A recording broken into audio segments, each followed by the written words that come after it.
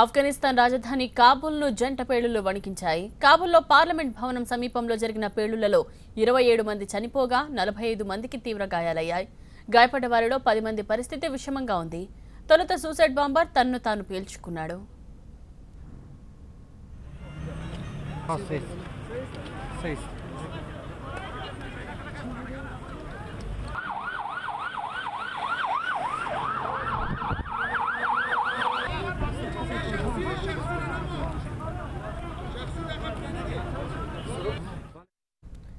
ఆత్మాహుతి దాడి జరిగిన కాసేపటికే కార్ బాంబ్ పేలింది. దీంతో 21 మంది చనిపోయారు.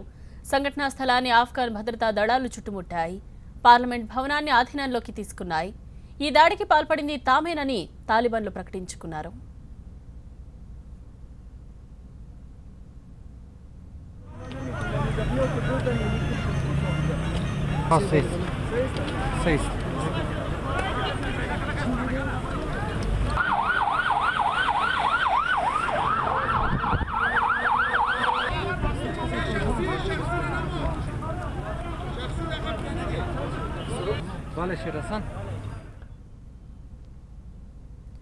ఆఫ్ఘనిస్తాన్ రాజధాని కాబూల్ను జంట పేలుళ్లు వణికించాయి.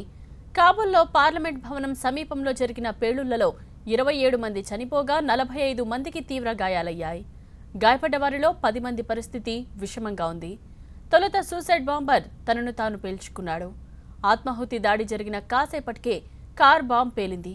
దీంతో 21 మంది చనిపోయారు. సంఘటనా స్థలాన్ని ఆఫ్ఘన్ భద్రతా దళాలు చుట్టుముట్టాయి. పార్లమెంట్ భవనాన్ని ఆధీనంలోకి తీసుకున్నాయి. ఈ దాడికి పాల్పడింది తామేనని తాలిబాన్లు ప్రకటించుకున్నారు.